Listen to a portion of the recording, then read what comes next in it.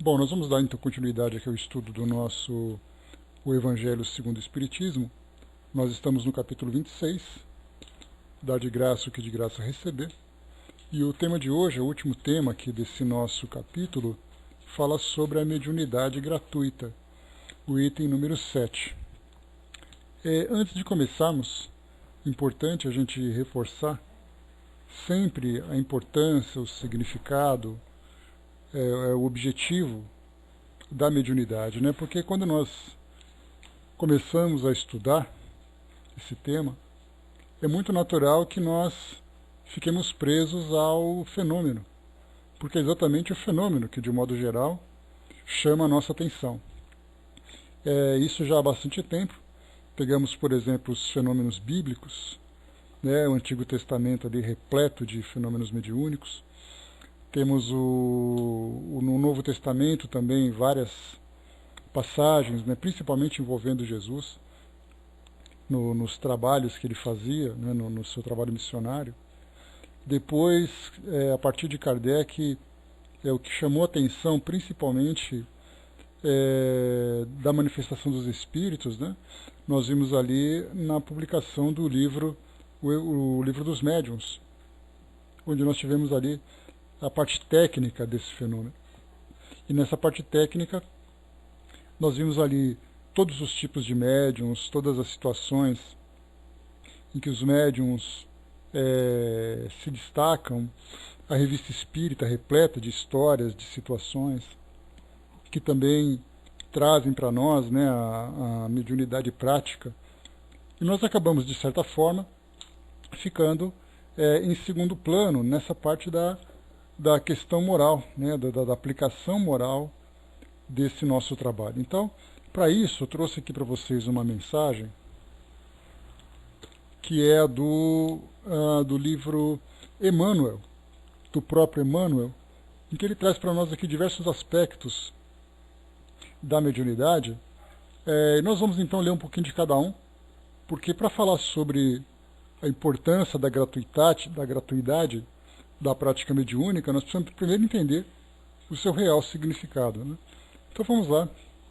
Embora seja um tema já bastante presente, né, no nosso cotidiano, pelo fato de nos estudos sempre fazermos referências às práticas mediúnicas, é sempre importante a gente reforçar, trazer sempre à tona esse tema, para sempre que pudermos observarmos todas as situações em que existe o exercício da mediunidade, seja dentro do meio espírita, seja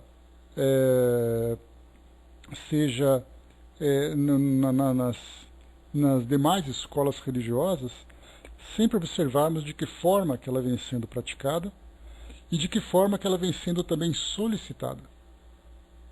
Porque nós temos ali uma via de mão dupla. Muitas vezes nós apontamos os médiuns que eventualmente oferecem a mediunidade dessa forma equivocada, mas nós nos esquecemos daqueles que procuram também esse mesmo tipo de trabalho, vendo nos médiuns mercadores de serviços prestados pelo plano espiritual. Então nós temos ali duas situações importantes. A mesma coisa acontece também dentro do próprio meio espírita, onde nós temos que muitas pessoas frequentam os centros espíritas em busca de assistência espiritual.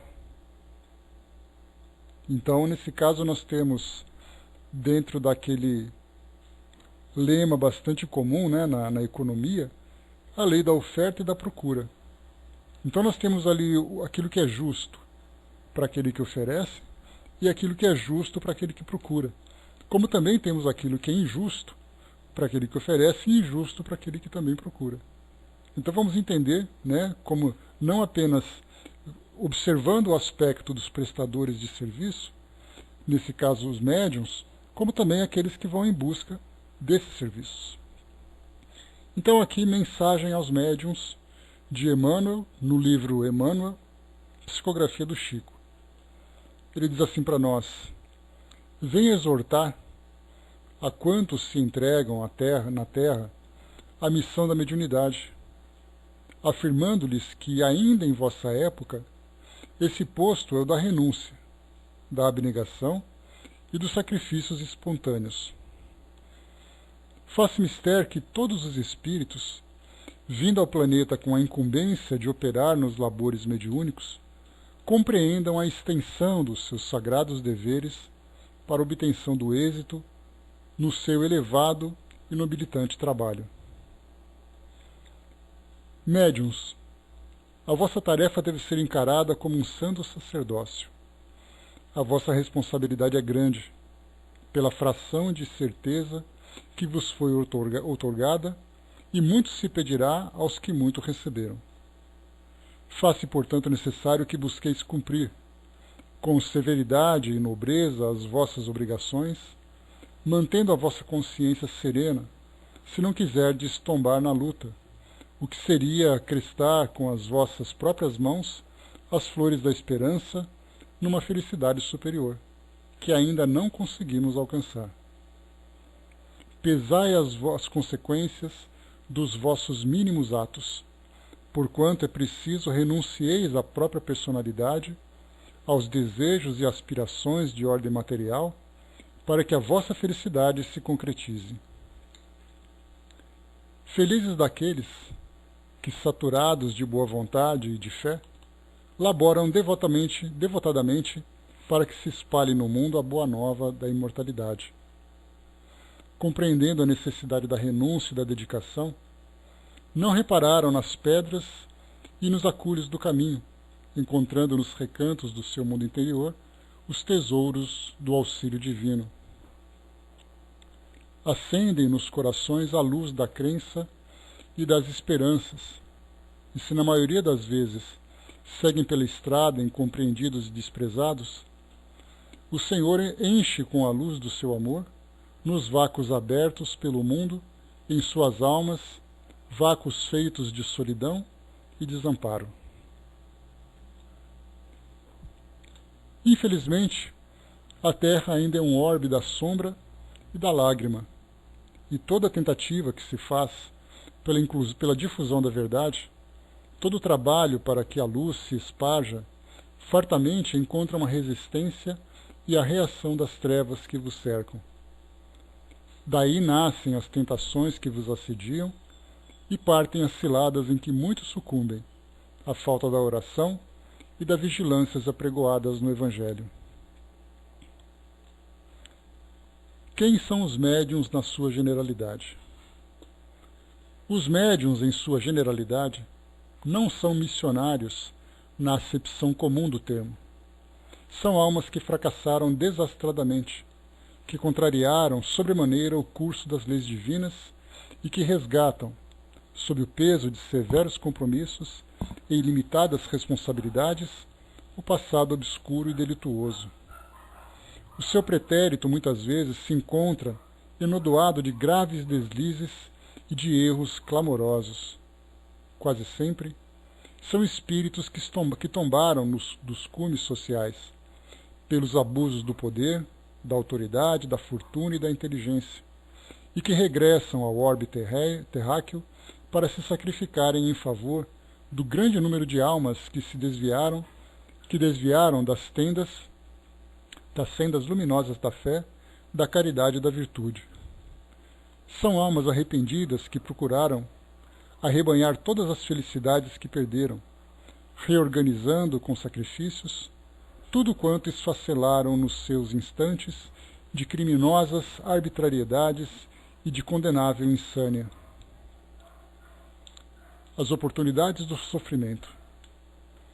As existências dos médiuns em geral têm constituído romances dolorosos, vidas de amargurosas dificuldades em razão da necessidade do sofrimento reparador. Suas estradas no mundo estão repletas de provações, de continências e desventuras. Faz-se, porém, necessário que reconheçam o ascetismo e o padecer como belas oportunidades que a magnanimidade da providência lhes oferece, para que restabeleçam a saúde de seus organismos espirituais, combalidos nos excessos de vidas mal orientadas, nas quais se embriagaram à saciedade com os vinhos sinistros do vício e do despotismo.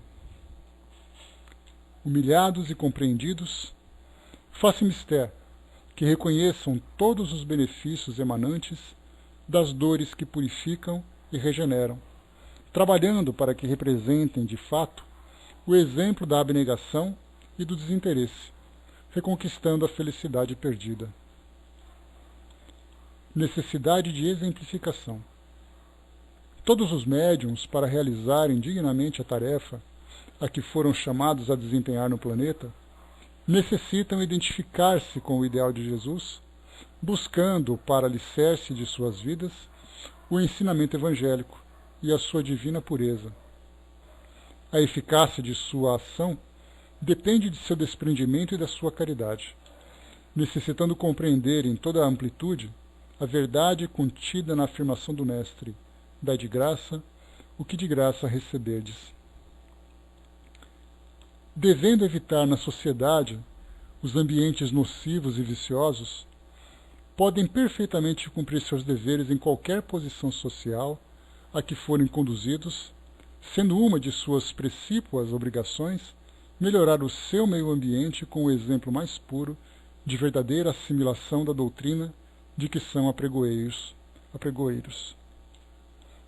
Não deverão encarar a mediunidade como um dom ou como um privilégio, sim como bendita possibilidade de reparar seus erros de antanho, submetendo-se dessa forma, com humildade, aos alvitres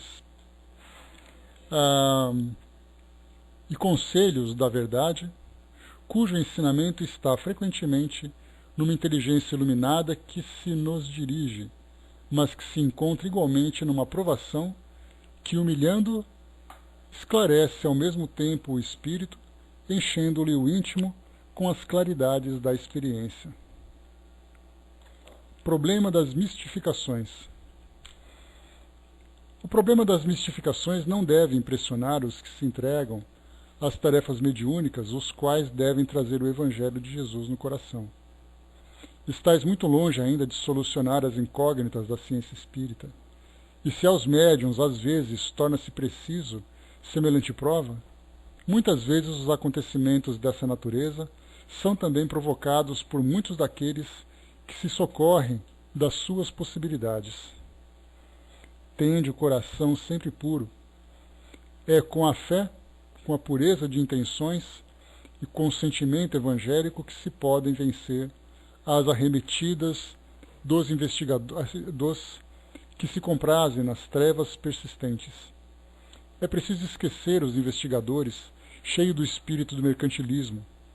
Permanecei na fé, na esperança e na caridade com Jesus Cristo, jamais olvidando que só pela exemplificação podereis vencer. Apelo aos médiuns. Médiuns, ponderai as vossas obrigações sagradas. Preferi viver na maior das provações a cairdes na estrada larga das tentações que vos atacam insistentemente em vossos pontos vulneráveis. Recordai-vos de que é preciso vencer, se não quiserdes soterrar a vossa alma na escuridão dos séculos de dor expiatória. Aquele que se apresenta no espaço como vencedor de si mesmo é maior que qualquer dos generais terrenos, exímio na estratégia e tino militares. O que se vence, o homem que se vence, faz o seu corpo espiritual apto a ingressar em outras esferas, e enquanto não colaborardes pela obtenção desse organismo etéreo, através da virtude do dever cumprido, não saireis do círculo doloroso das reencarnações. Então, aqui matéria extraída do livro Emmanuel, psicografado então pelo Chico, editado então pela FEB também. Então nós vimos aqui nesse início dessa mensagem, né, o título dela, Mensagem aos Médiuns. Bom dia, pessoal que chegou. Vem então para nós inicialmente trazer, né, reativar ou reviver, reavivar, na verdade, não é a palavra certa, reavivar a importância e o real significado da mediunidade dentro desse trabalho, como disse Emmanuel, não missionário, mas um trabalho regenerador. Que todos os médiuns, como foi colocado para nós, aqui mais uma vez, ele lembra que, deixa eu pegar rapidamente aqui o trechinho, ele diz aqui para nós que os médiuns, na sua generalidade, não são missionários na acepção comum do termo. São almas que fracassaram desastradamente, que contrariaram sobremaneira o curso das leis divinas e que resgatam, sob o peso de severos compromissos e ilimitadas responsabilidades, o passado obscuro e delituoso.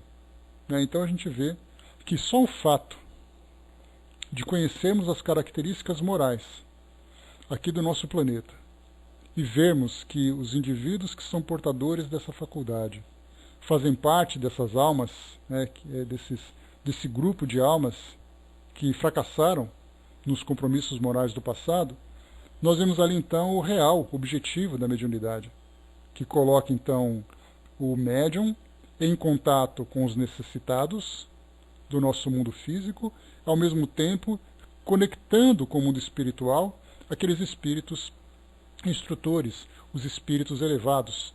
Então, o que nós temos aqui são esses dois aspectos, aquilo que diz respeito ao nosso mundo físico, aquele que diz respeito ao mundo espiritual, e ao mesmo tempo, fundamentalmente, nós temos ali o médium como intermediário desses dois ambientes. Então, fundamental para nós termos esse entendimento, essa base que nos traz aqui esse esclarecimento. Agora aqui no o Evangelho segundo o Espiritismo,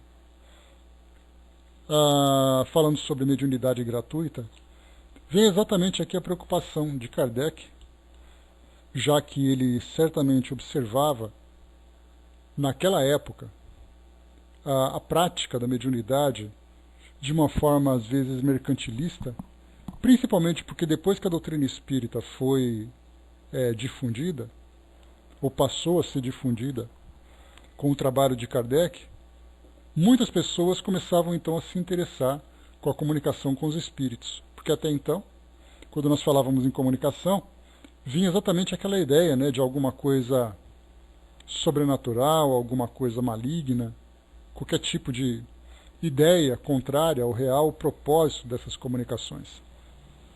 Então, quando a doutrina espírita começou a se difundir, as publicações de Kardec, a fundação de grupos mediúnicos, de grupos espíritas, ou mesmo grupos espiritualistas, que começavam a fazer o uso da mediunidade como forma de desenvolver o seu trabalho, as pessoas começavam então a procurar.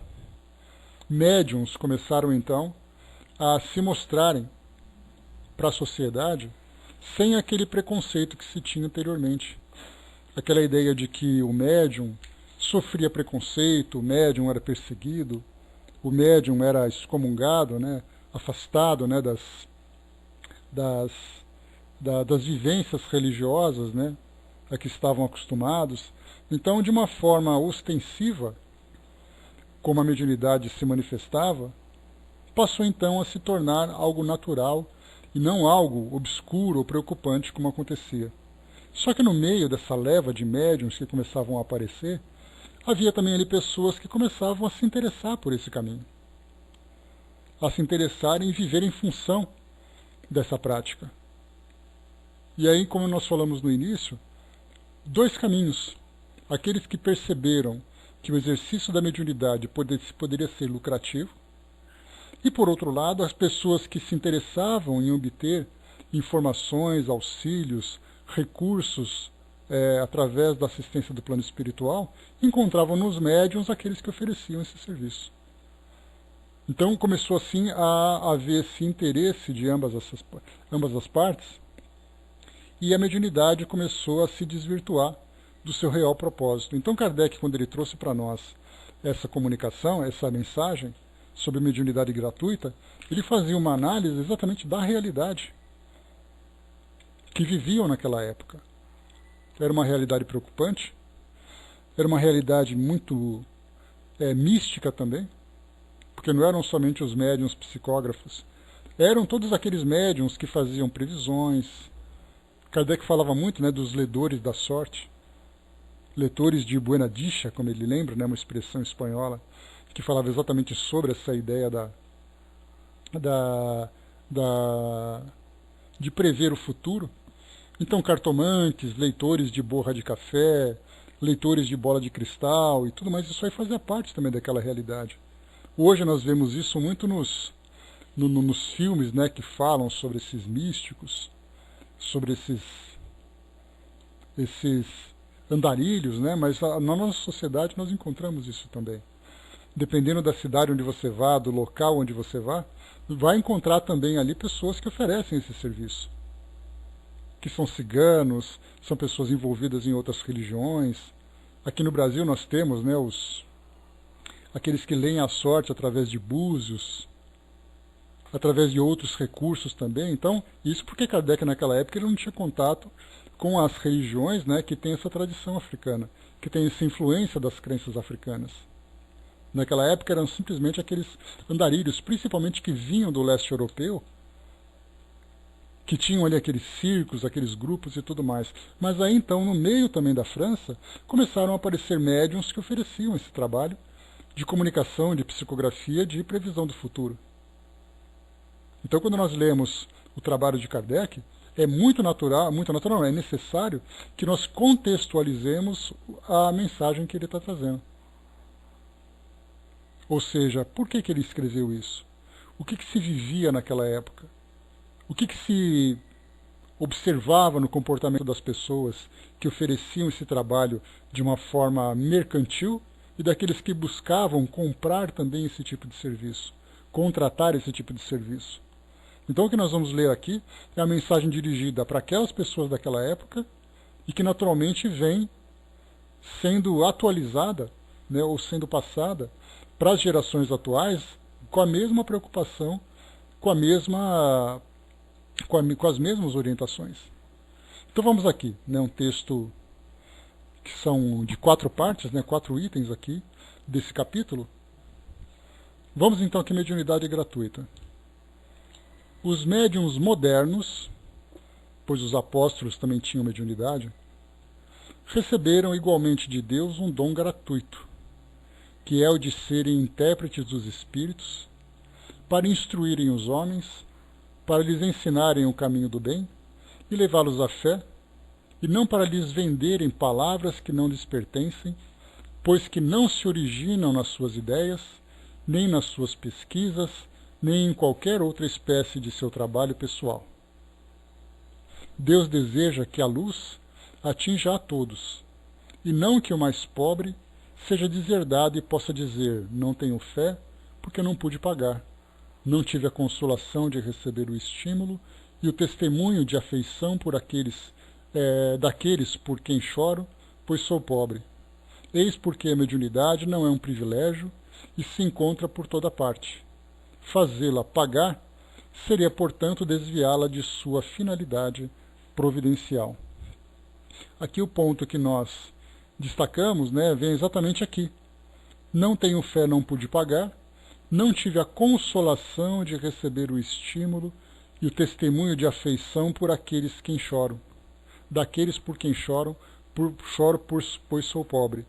Então essa mensagem já lembra exatamente as comunicações que eram, e que nós podemos atualizar então, que também são recebidas pelos médiuns de familiares desencarnados. Naquela época, as pessoas, a gente pode imaginar, não eram grupos espíritas em que as pessoas iam frequentar. Muitas vezes os médiuns iam até a casa das pessoas oferecer esse serviço. De imaginar que você foi até tal pessoa, você contratou o trabalho dela de comunicação, ela bate a sua porta num horário programado, se senta à sua mesa no meio da sala, e ali começa então a trazer aquela comunicação. E aí nós temos então aquelas duas situações. Temos ali a mediunidade exercida de fato. Não, nós estamos falando dos contratados, das pessoas que pagam. Né? Você vai lá e contrata o trabalho do médium, e o médium vai até a sua casa, e ali depois ele cobra por esse serviço. E aí então nós temos aqueles dois caminhos, né? Ou existe a mediunidade legítima, o fenômeno legítimo, né? Embora o exercício seja equivocado, como nós temos também aqueles médiums que na época não recebiam comunicação, mas para não perder o cliente inventavam uma mensagem. Já começava a vir ali então os falsos médiums, né? Os mistificadores, que criavam essa fantasia para impressionar as pessoas.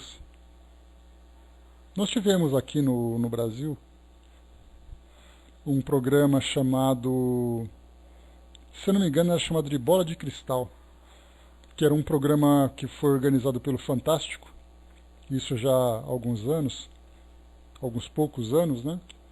E nesse programa, né,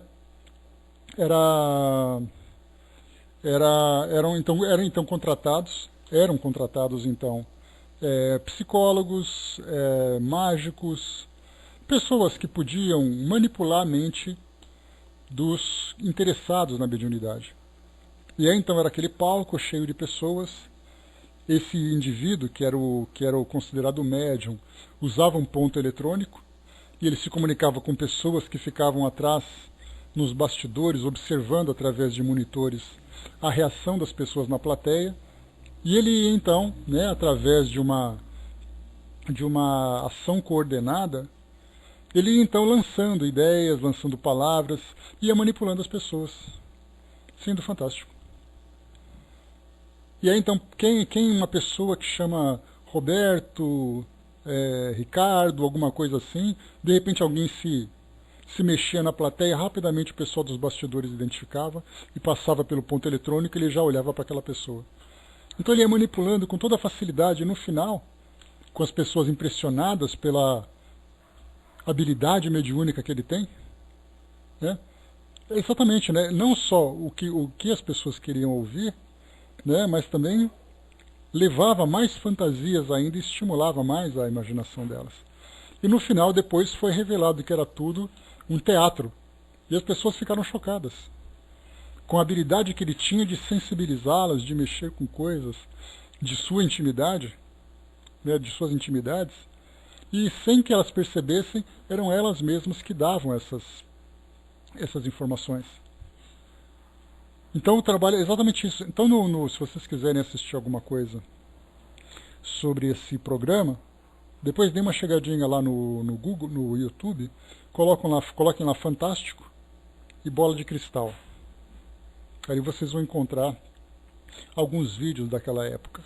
Então vimos ali assim a facilidade que pessoas têm de manipularem, de sensibilizarem, até porque quem vai ao encontro desses profissionais, e chamamos de profissionais exatamente porque trabalham profissionalmente com isso, são pessoas que estão sensibilizadas, pessoas que sofrem, pessoas que ficam angustiadas ali com seus problemas, uma saudade, né, que as acomete e tudo mais, e aí então aparece alguém que vai se propor a aliviar essa dor. E aí então aquela pessoa que tem recursos e que sofre com grande intensidade, ela naturalmente então vai tentar pagar tudo que for possível para obter aquilo que ela precisa. Então aqui nessa comunicação nós vimos aqui as várias situações em que se encaixam, né? Então nós encontramos também, inclusive, nos tempos atuais nós temos a tarefa da cura, né, que procura através de cirurgias, através de passes, através de medicamentos que são indicados e tal, para que ela alivie aquele sofrimento. E aí então aparecem os nossos bons e velhos curandeiros, né, porque na verdade deixam de ser médiums, mas passam a serem curandeiros. E aí o que Kardec lembra para nós aqui, não apenas dentro do trabalho intelectual, que é a parte das comunicações, das mensagens, das ideias, mas também da própria prática, que aí já entra essa parte do fenômeno, que tem por esse objetivo proporcionar essa cura. Então ele diz assim para nós aqui, inclusive em destaque, né? Tem ali a missão então, né, de ser intérprete dos espíritos, para instruírem os homens, para lhes ensinarem o caminho do bem e levá-los à fé, e não para lhes venderem palavras que não lhes pertencem. E aí de palavras nós podemos também falar exatamente sobre os recursos magnéticos, os recursos fluídicos, as manipulações que são feitas durante os tratamentos, que não pertencem aos médiuns.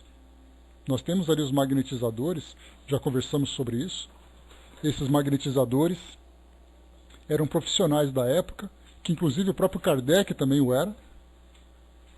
Ele era estudante do magnetismo, via ali pessoas que atendiam profissionalmente através do magnetismo, e isso era legítimo, já que a doação era uma doação pessoal dele.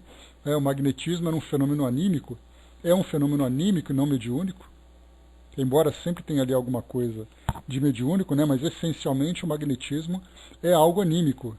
Então é o tempo do médium, é um recurso físico do médium, é um trabalho que ele se dedica, então isso era legítimo, inclusive endossado pelo próprio Kardec. Então era muito natural naquela época termos esses profissionais. Só que dali, fazer um trabalho anímico e entrando no trabalho mediúnico, muitas vezes nós temos ali uma fronteira muito sensível, em que o indivíduo fala assim, mas já que eu estou fazendo, né, já que os espíritos vão colaborar, então é a mesma coisa, não tem problema. Só que ele lembra aqui, né, palavras que não lhes pertencem, e nós podemos lembrar dos recursos que não lhes pertencem, pois que não se originam nas suas ideias, nem nas suas pesquisas, nem em qualquer outra espécie de seu trabalho pessoal. Então temos ali a grande participação dos espíritos, o médium apenas como intermediário, e como lembra Kardec, nada mais era do que o carteiro, né, daquelas mensagens, ou no caso dos médiums, curadores de outros fenômenos, né, nada mais são do que instrumentos utilizados pelos espíritos, e todo o talento, toda a habilidade, todo o conhecimento, todo o trabalho é feito naturalmente pelos próprios espíritos. Então é nisso que ele chama atenção. Eis porque a mediunidade, diz aqui Kardec, não é um privilégio e se encontra por toda parte. Fazê-la pagar seria, portanto, desviá-la de sua finalidade providencial. Essa finalidade ele já instrui logo no início dessa mensagem, quando ele diz que os médiuns modernos receberam igualmente de Deus um dom gratuito, que o é de ser intérprete dos espíritos para instruírem os homens, que o é de instruírem os homens para lhes ensinarem o caminho do bem e levá-los à fé, e não para lhes venderem palavras e tal. Então a missão essencial da mediunidade é, essencialmente, colocar o homem em contato com a sua realidade espiritual, através da comunicação com os espíritos. Tem também a parte de assistência por parte do plano espiritual, que essa é a segunda parte. Mas, essencialmente, a parte mais importante é a de esclarecimento, é a de instrução. Então nós temos ali outras tantas práticas que têm por objetivo fazer com que indiretamente também nos instruamos sobre essa realidade. Tanto que estudando, né, as manifestações, né, olá, ajuda, estudando sobre as manifestações mediúnicas, né, no decorrer das práticas dentro da doutrina espírita, nós tivemos várias fases, conforme já estudamos, né? Falamos, por exemplo, que Kardec chamou a atenção sobre as psicografias, as comunicações, chamava a atenção sobre o contato, né, com os desencarnados, comunicações familiares, comunicações instrutivas. Destacou para nós algumas experiências que ele vivenciou sobre o contato com espíritos sofredores, com espíritos obsessores. Vários tipos, né, de exercício. Depois aqui no Brasil, algo muito discreto, né, era ali aqueles grupos mediúnicos com intelectuais, no final do século XIX, começo do século XX, que se reuniam para conversar e prestar de alguma forma esse serviço de comunicação, né, com os desencarnados. E aí então depois surgiu, né, o trabalho feito por Chico Xavier. A partir dali então as comunicações com os espíritos se tornaram então muito mais popularizadas. Então a primeira grande fase que nós tivemos foi ver a doutrina espírita como recurso de comunicação com o mundo espiritual. Depois ali na década de 1970, 1980, nós tivemos ali uma segunda fase importante, sem obscurecer a primeira, que as comunicações continuaram, né, o trabalho do Chico e de outros médiuns que foram surgir se tornaram algo que não havia mais como retroceder. Era algo que já estava presente, já era claro, já era patente. Então tivemos ali primeiro as comunicações, depois vieram as curas. Em especial, né, através de Dr. Fritz. Tivemos ali José Arigó, tivemos outros médiuns que foram surgindo. Não apenas, né, o mais popular foi Dr. Fritz, e o médium mais popular dentro desse trabalho de cura foi José Arigó, mas nós tivemos ali vários outros médiuns que também trabalhavam com cura. E isso dentro do meio espírita nós estamos falando, né, aquilo que era reconhecido. Mas certamente nós tínhamos ali outros curadores, médiuns curadores, que se encontravam aí fora da doutrina espírita, dentro de outras religiões inclusive. Depois, saindo dessa parte de cura, começamos a entrar naquela fase mais sensível. Primeiro com Kardec, inclusive, os fenômenos também físicos, né, que nós lembramos dos nossos estudos. Então depois vieram as partes mais sensíveis, através da pintura mediúnica. Ali na década de 1980, né, inclusive se tornando objeto de reportagens na televisão brasileira, tivemos ali Luiz Antônio Gasparetto, o grande fenômeno, né, um jovem médium na época. Para quem quiser também, coloca ali Luiz Antônio Gasparetto, fantástico, lá no YouTube, que vai encontrar as reportagens daquela época, né? E mostrava então ele pintando. Então vieram depois as pinturas. Aí começaram a se estabelecer efetivamente os centros espíritas, cada um prestando algum tipo de serviço. Mas o que nós observamos? Objetos se movendo, espíritos se comunicando, cirurgias espirituais, pinturas mediúnicas e outros tantos fenômenos. Tudo isso com qual objetivo? De chamar a atenção para a realidade espiritual. Então muitas pessoas ficavam preocupadas, não, eu preciso ter assistência de espíritos, fazer uma cirurgia espiritual. Sem ele se dar conta de que essa cirurgia é feita por um espírito desencarnado e que ele também vai se tornar um desencarnado. E a partir dali nós entramos com todas as consequências morais. De ser um espírito imortal, que vai desencarnar, que vai reencarnar, lei de causa e efeito.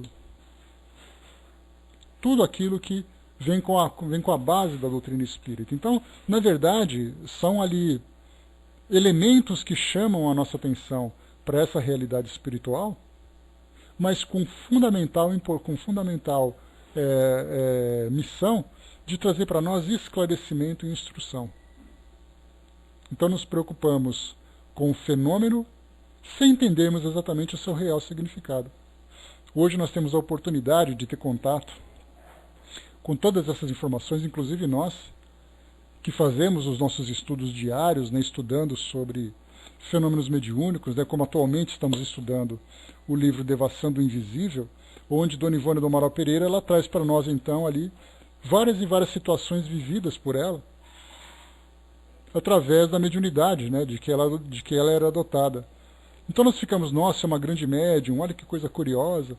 Tudo isso serve para mostrar para nós que o mundo espiritual existe.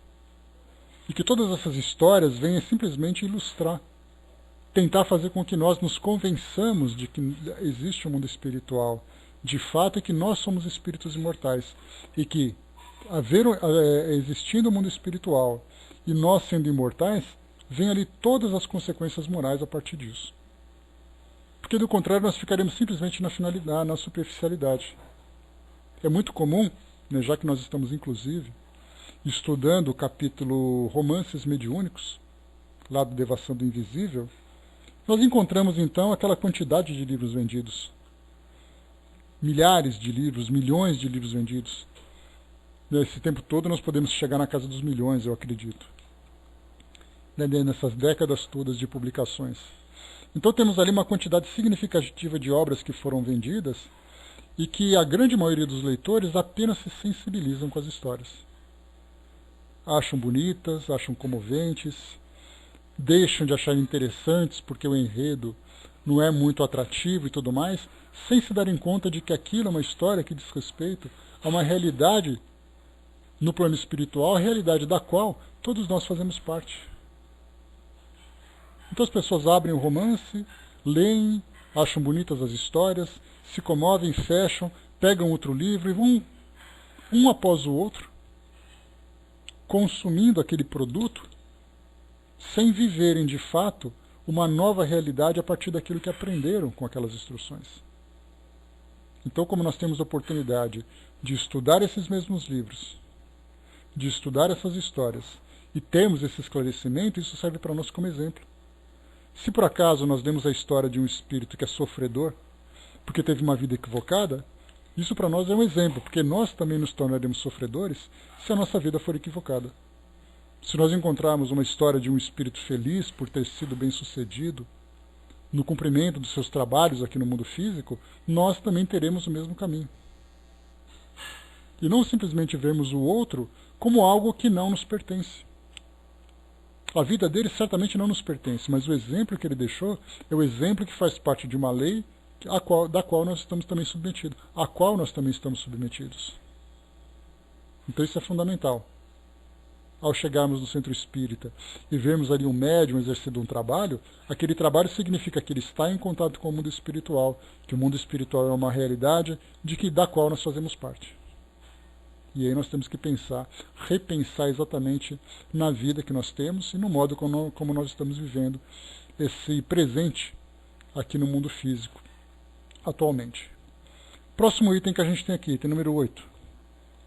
Ele diz para nós: qualquer pessoa que conheça as condições em que os bons espíritos se comunicam, sua repulsa a todas as formas de interesse egoísta, e saiba como pouca coisa basta para afastá-los, jamais poderá admitir que espíritos superiores estejam à disposição do primeiro que os convocar a tanto por sessão.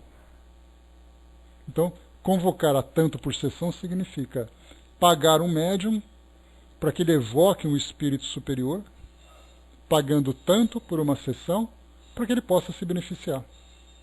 Então, via de mão dupla. O médium cobrando por esse intermédio e aquela pessoa que paga por esse serviço, sem entender exatamente a missão de caridade. E não uma obrigação pelo fato dele pagar, porque nós vemos nisso aquela prepotência, aquela arrogância típica do ser humano. Eu estou pagando tanto para você evocar esse espírito. E aí o médium, então, já que ele me pagou tanto, eu vou chamar esse espírito aqui. E esse espírito vai ter que me atender, porque eu sou um médium poderoso, ele me pagou, e ele vai ter que me atender. E aí nós começamos então a ver toda aquela confusão sobre essa realidade, falando sobre as inteligências e tudo mais. E aí, como Kardec chama atenção, sendo espíritos superiores, e eles são muito sensíveis ao comportamento dos médiums, né? Ou seja, se o médium começa a se desviar do seu real propósito, então aquilo o espírito simplesmente se distancia. E deixa o médium à vontade com suas práticas. Muitas vezes não esperando uma retribuição material, mas muitas vezes esperando ali as glórias do mundo físico, o reconhecimento, né, o enaltecimento do orgulho, da vaidade e tudo mais. E aí então os espíritos dizem: eu não farei parte disso, não vou alimentar a ganância, a ambição e o orgulho desse indivíduo. Por isso Kardec chama atenção: pouca coisa basta para afastá-los. O simples bom senso repele semelhante coisa. Então esse bom senso que repele semelhante coisa, esse bom senso ele se encontra sustentado pelo esclarecimento. Se o indivíduo é completamente ignorante dessa realidade, ele não é capaz de fazer esse tipo de julgamento. Será que isso é legítimo? Será que não é? Será mesmo que um espírito bom, um espírito generoso, vai ser capaz de me atender ou não? Ele vai dizer assim: já que ele está cobrando, eu estou pagando. Na época de Kardec pode parecer uma ingenuidade. Mas e nos tempos atuais? Quando nós encontramos ali nos postes das ruas, nos anúncios dos jornais, pessoas que dizem: resolvemos o seu problema amoroso, basta que você pague por tanto. Recentemente eu publiquei uma reportagem, uma matéria, que foi publicada por um jornal daqui de São Paulo, lá na nossa fanpage do Espiritismo.net, que conta uma aventura de um repórter desse jornal, contratando esses profissionais para solucionarem problemas pessoais que ele tinha. Então, em cada pessoa que ele foi, ele descrevia o local, descrevia o valor, descrevia de que forma que foi o atendimento e o seu resultado. E ali ele deve ter feito, acho que umas 5, uma reportagem inclusive um pouco extensa. Ele descreveu exatamente tudo aquilo que foi vivenciado por ele. E nós vimos ali, né, como é que as pessoas podem se iludir dessa forma, se deixando levar por essas fantasias. Aí a gente se pergunta exatamente isso. Mas será que o bom senso não é capaz de julgar aquilo tudo? Pela forma como se deixam levar por essa necessidade, por essa ambição, por esse interesse egoísta, nós vemos claramente que elas sequer se importam com isso. A Miriam colocou aqui, deixa eu ver rapidamente. Imagina prometer a um filho o poder de falar com um pai desencarnado ou vice-versa. A fragilidade pode até fazer ver coisas que não existem, ou reconhecer informações mesmo que generalizadas, ou o seu dinheiro de volta. E não apenas essa parte, Miriam. Imagina aquele coração fragilizado de uma decepção amorosa, e alguém diz assim, olha, vamos confiar que os espíritos vão te ajudar a trazer de volta o seu amor. Que pessoa não pagaria por isso no desespero que ela se encontra? Fácil, fácil. Né? Jesus Cristo, bom dia. Sonimar, bom dia, Sonimar. Beijo, querida. Né? Deixa eu ver se eu acho aqui rapidamente esse artigo, que já faz até um tempo aqui, para ler um trechinho para vocês aqui para facilitar. Pronto, aqui a reportagem do jornal O Estado de São Paulo. A matéria foi publicada, né? Seja bem-vinda, querida. A matéria foi publicada no dia... Deixa eu ver aqui.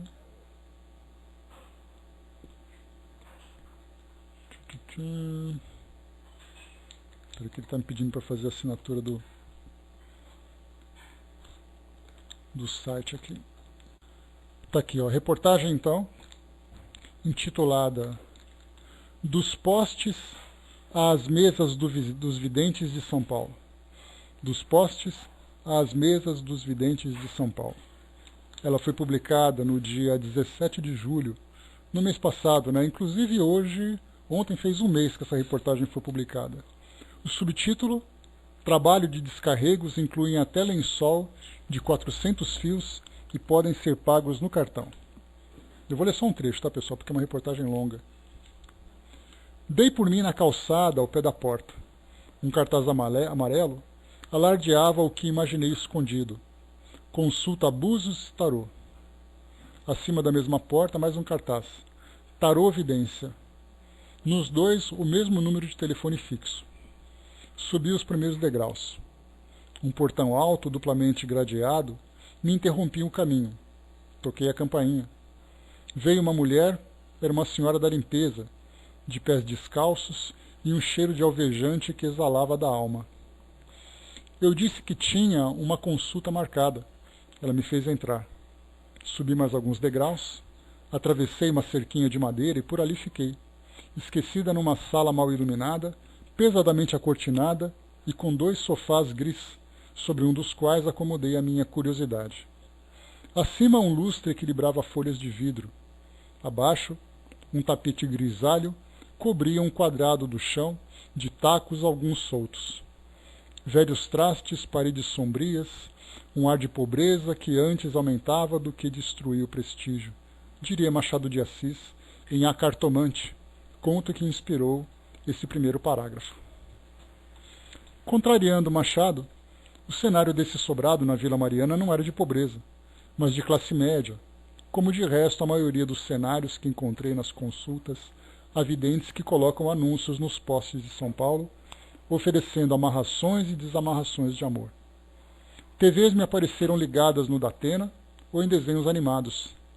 Doces crianças em fraldas circulavam pela sala, tomando doces refrigerantes, e cães e gatos tão doces quanto se enroscavam em meus cadarços, enquanto os donos alijavam consultórios improvisados.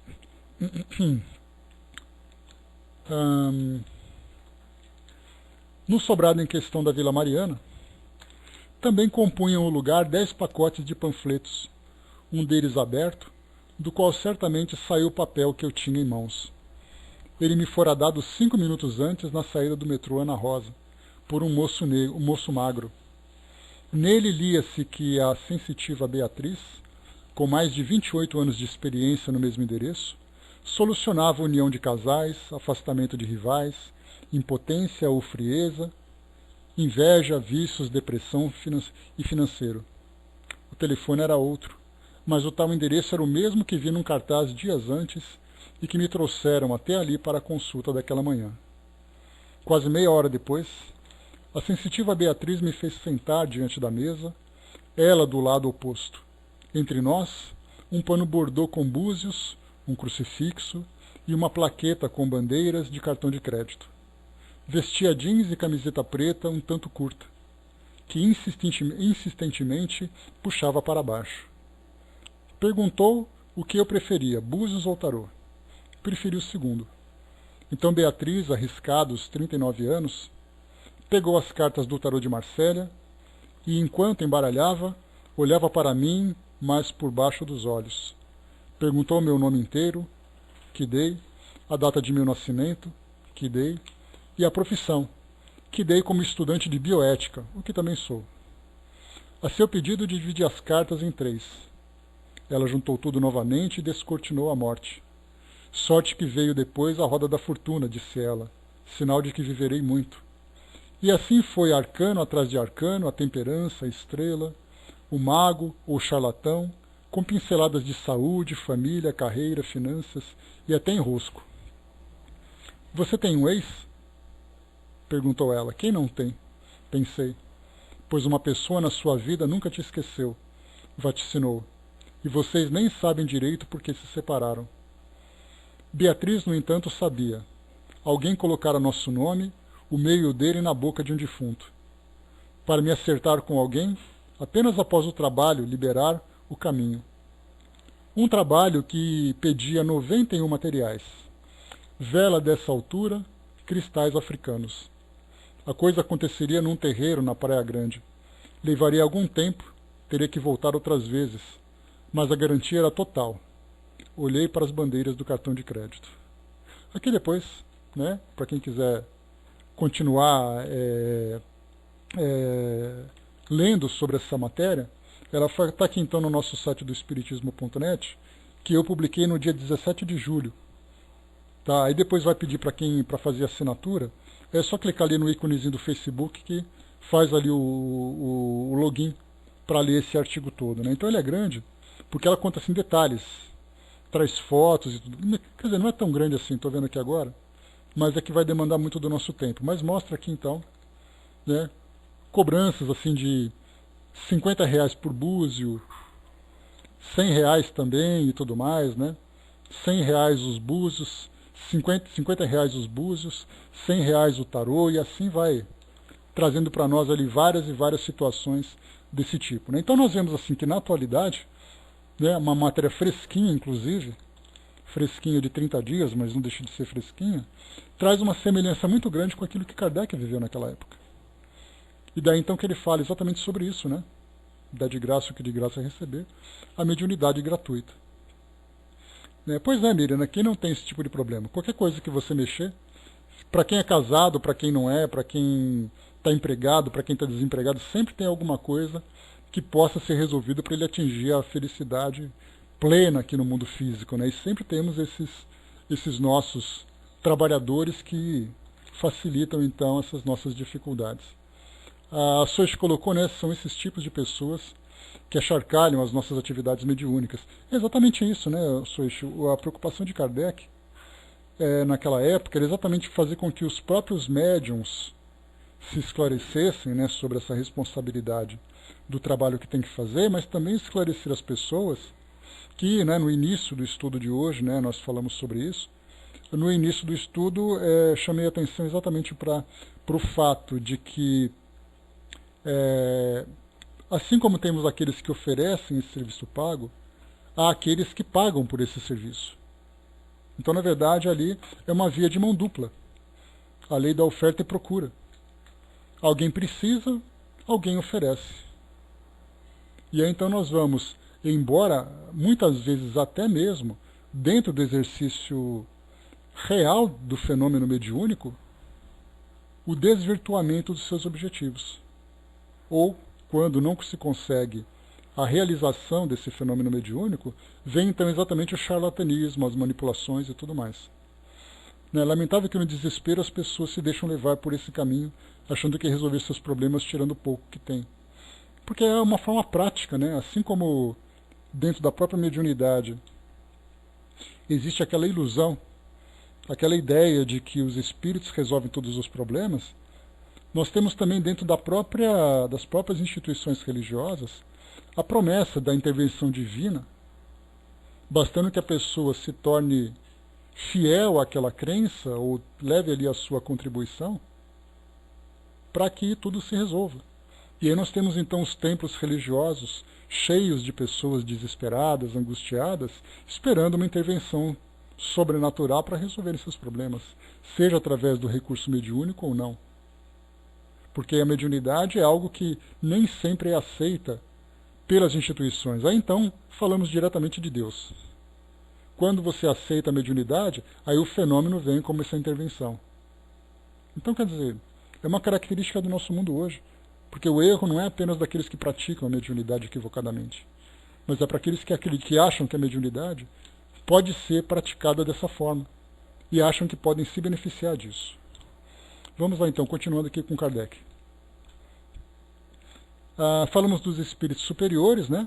E tudo isso que eu falei para vocês agora, dessa reportagem e tudo mais, trata disso, ó, o simples bom senso repele semelhante coisa.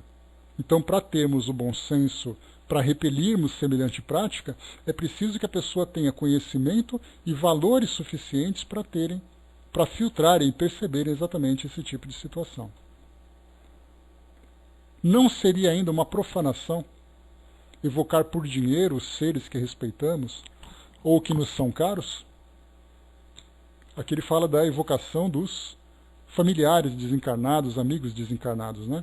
Que você ia naquela época até um médium e você pagava esse médium. Nós temos inclusive hoje em programas de televisão médiums que vão até lá e falam, olha, no meu consultório nós tivemos lá uma pessoa, eu evoquei o meu espírito, o meu guia espiritual, e ele falou tal coisa. Quer dizer, no consultório, uma pessoa que vai e paga, esse médium evoca o guia espiritual, e tudo isso de uma forma absolutamente natural.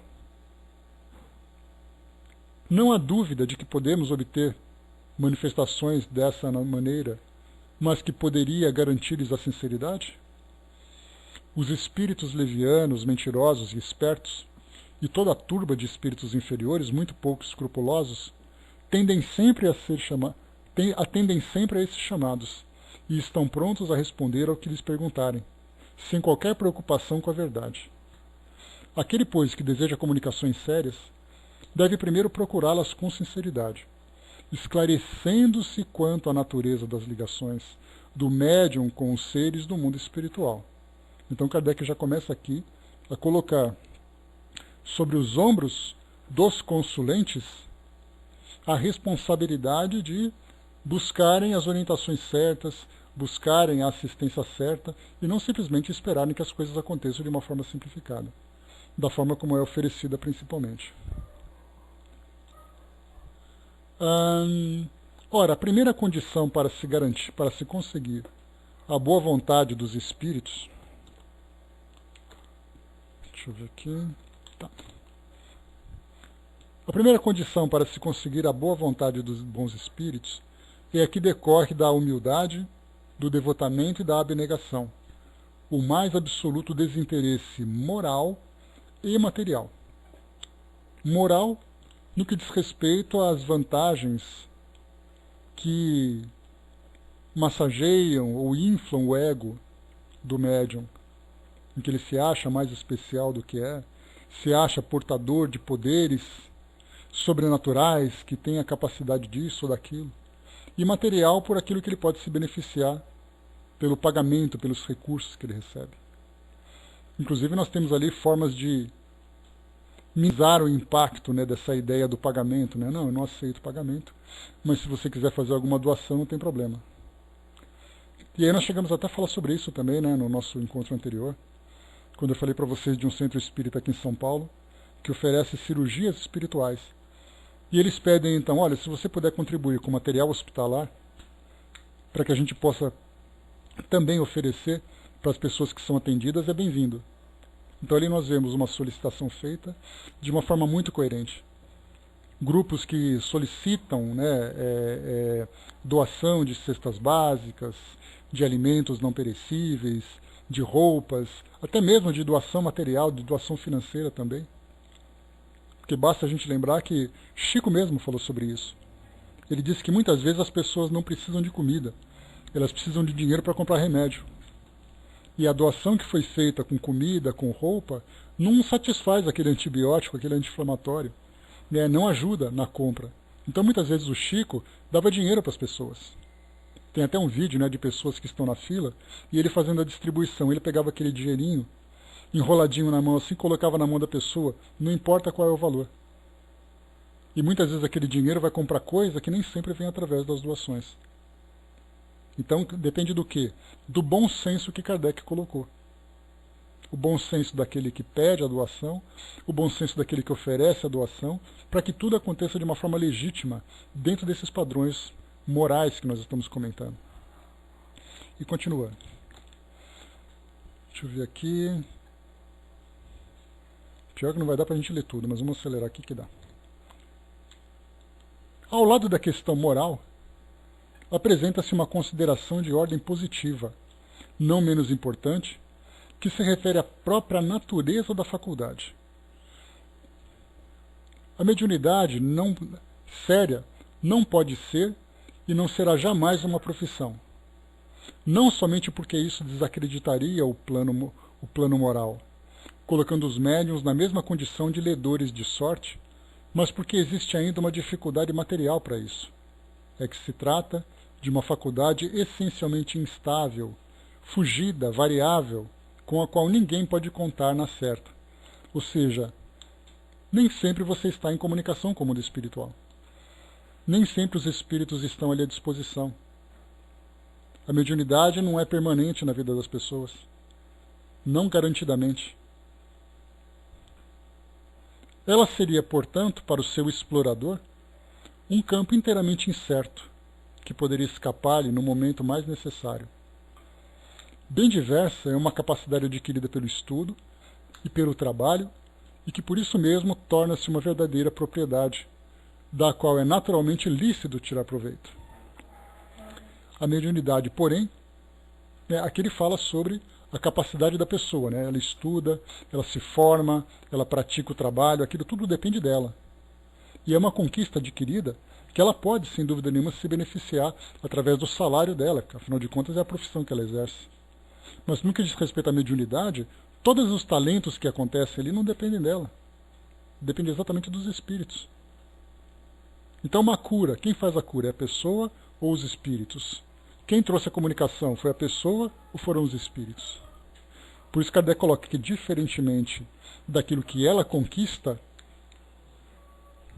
a mediunidade é algo que não depende dela. Ela só existe graças ao concurso dos espíritos. Se estes faltarem, não há mediunidade, pois embora a aptidão possa subsistir, o exercício se torna impossível. Nós já não lemos sobre isso lá no Livro dos Médiuns, quando falava que muitas vezes o médium fica abandonado. Então ele é médium, mas é aquele médium, seria assim, aquele telefone que ninguém liga. É aquele chamado que ninguém atende. Então ele fica completamente ignorado. Porque tem muitos espíritos que não falam com o médium e não permitem que ninguém fale com ele. Que ninguém fale com ele. aí pelos motivos de punição, de instrução, de necessidade, seja lá como for. Não há, portanto, um único médium no mundo que possa garantir a obtenção de um fenômeno espírita em determinado momento, né? E aqui a gente lembra daquilo que Chico falava. Quando foi solicitado, né, que ele trouxesse uma comunicação de um ente querido, ele trouxe para nós aquela velha e clássica frase, né, o telefone toca de lá para cá. Exatamente disso, porque mesmo que se evoque um espírito, o espírito não se manifesta se ele não tiver intenção, se não houver necessidade. Então não depende do médium a realização do fenômeno de comunicação. Depende dos espíritos se manifestarem para que a comunicação exista. Explorar a mediunidade, como se vê, é querer dispor de uma coisa que realmente não se possui. Afirmar o contrário é enganar os que pagam. E aqui a gente lembra da reportagem que eu vi agora, né? Que não, eu vou falar com o meu guia espiritual, ele está sempre aqui do meu lado. Então dá para a gente imaginar o médium sentado à mesa, com todos os seus objetos e adereços, ao lado dele o mentor espiritual, vendo ele passar o cartão de crédito enquanto o cliente paga. Vendo o cliente assinando um cheque para pagar por aquele serviço. Dá para a gente imaginar a qualidade do espírito que se encontra ali ao lado.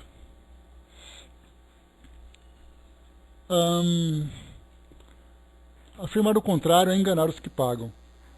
Mas há mais, porque não é de si mesmo que se dispõe, e sim dos espíritos, das almas dos mortos, cujo concurso é posto à venda.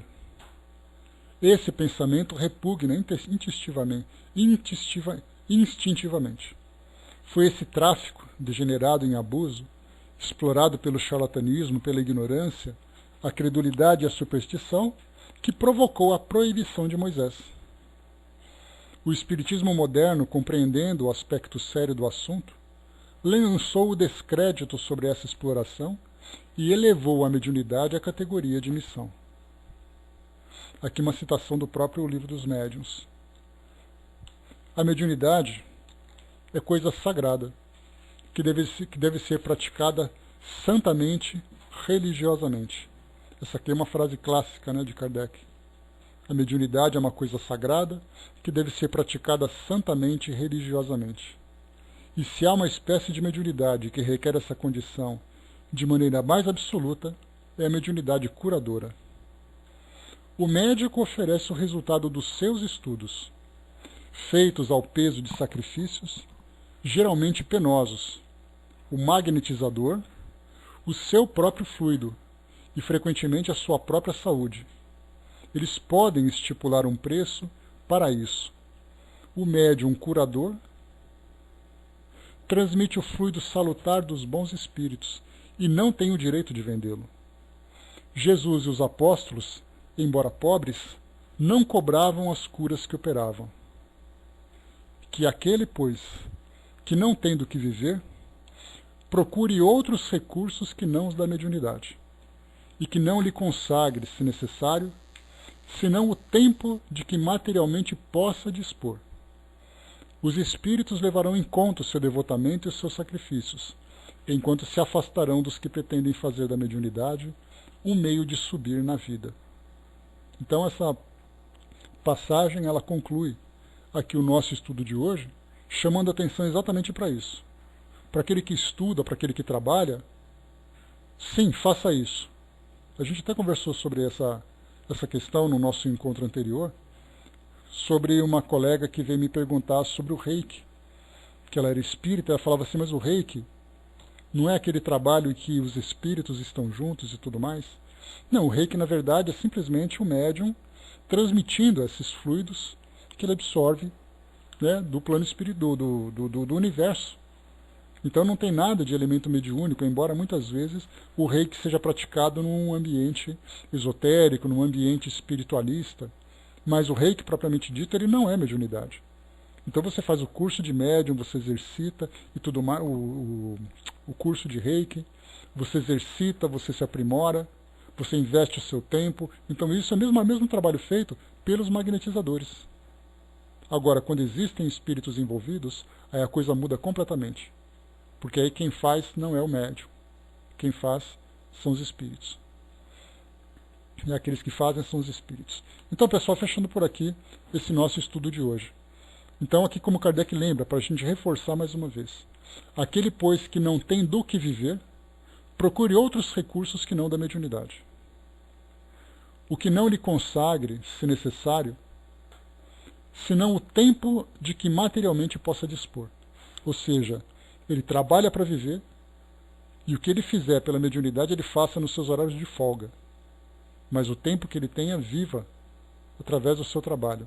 E por isso nós tivemos, né, como chegamos a falar sobre isso, Chico Xavier, Divaldo Franco, Raul Teixeira, outros tantos médiums que nós encontramos na série espírita, em outros ambientes também, que tiveram como obrigação encontrar o próprio sustento